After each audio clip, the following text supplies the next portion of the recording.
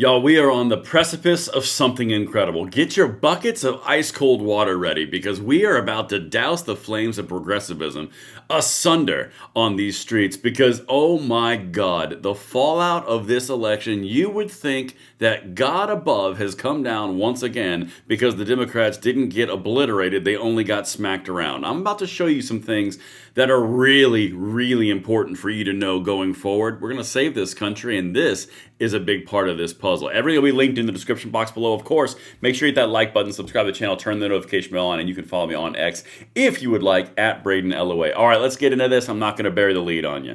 This is the episode before the live stream, 9 p.m. Eastern Time. Make sure you tune into that show tonight. It's going to be a banger. All right, now, here you go. I'm going to jump right in because I always do this quickly on the videos before the live stream.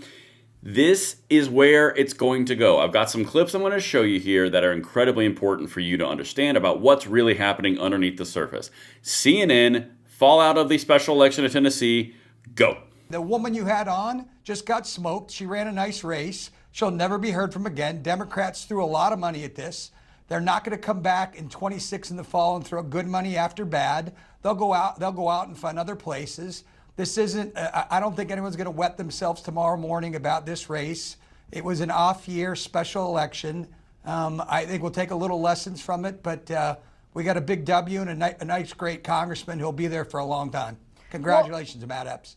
Scott Jennings, Not Van Epps, excuse me. David Urban is.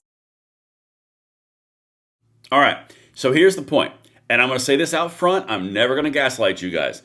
There are lessons in victory and there are lessons in defeat. This would be a lesson in victory area, okay? Now, here's some important piece to this, and this is the underlying principle. It is a fool's errand to think from a position of what I would consider arrogance, to think that the left is never going to put forward another leftist because they lost. That is not correct at all. You're going to see it. You're already seeing it.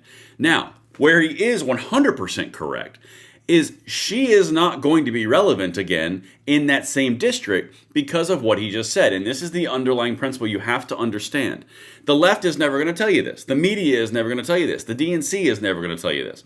The reason that they poured so much money into this race on the Democrat side of the aisle, and to be fair, the Republicans responded by spending money too, because one party did it, the other party does it. That's the way it works.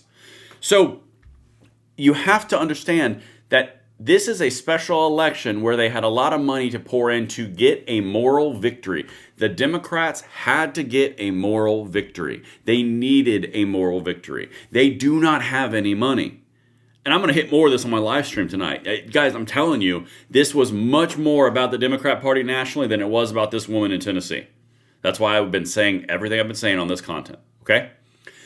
They had to pour money in to invest to look like they were going to win, to get more money from their donors so they could actually compete nationally at the House level. This is what you have to see in this. They invest money and capital in a guaranteed loss to hopefully set a narrative to gain more money from donors to therefore try to take the House from Donald Trump. That's the entire point. It's not about we were going to win this and it's going to be a close race and I think we're going to pull it out. No.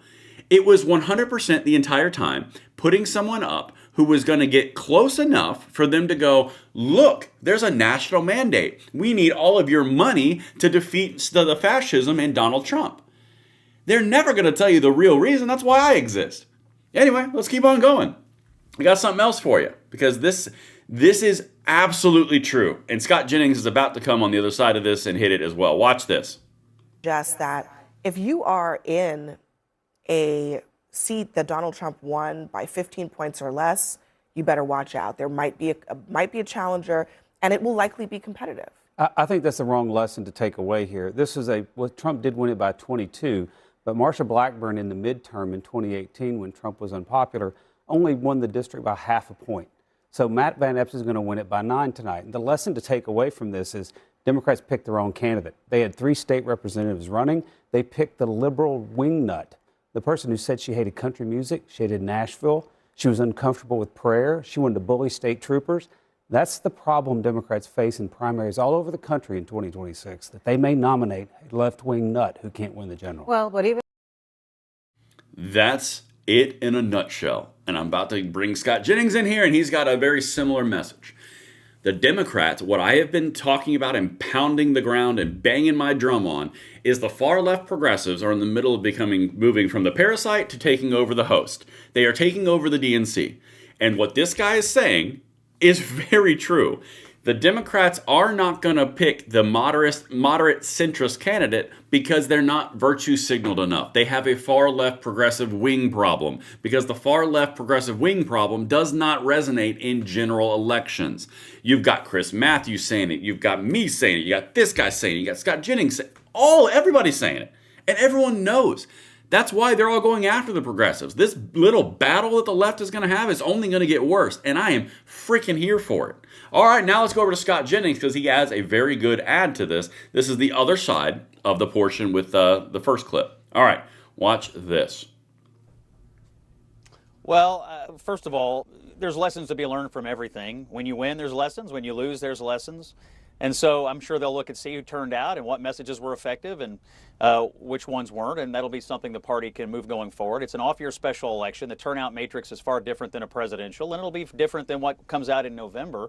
So you can take nothing for granted, of course, and Republicans do have historical headwinds. I still think they are in position to make an argument that their economic theories are better than the Democrats' theories. And Democrats, after all, took prices to the moon, and now they want to forget the last 4 years and pretend like this just started 10 months ago. I think most voters know that's patently ridiculous. I do have a slight disagreement with David. I do think we'll hear from her again. I think she'll run again, and I think she and her brand of politics are the median Democrat. This is the basic Democrat you're going to get in most races around the country. This person running on defund the police, radical progressive positions, whether you're in Nashville or Manhattan or Florida or California, wherever you happen to be, this is what the Democratic base wants. The most cuckoo for Cocoa Puffs person they can find.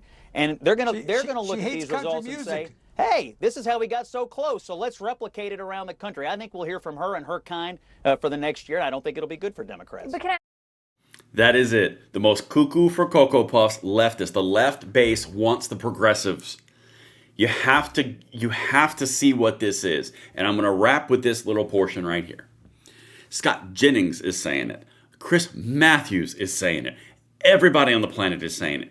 They are going to look at what happened last night, just like we talked about in real time as it was occurring together. You and I were having an amazing conversation in the comments on it. They are going to look at this and say a far left progressive candidate just closed the gap. Therefore, every American wants a far left candidate. It's simply not true. The Democrats had an opportunity. Their opportunity after the Trump election was to moderate or to go far left and double down. They are going to go far left, double down. It's not even a question anymore. I'm going to walk you through the entire thing on the live stream tonight, and this is going to be a glorious 12 months, and we are going to save this country together. We're going to beat these people back. The enemy is indeed at the gates, but he will be torn asunder as he attempts to enter, and I will see you guys on the next one. I'm Braden. See you later.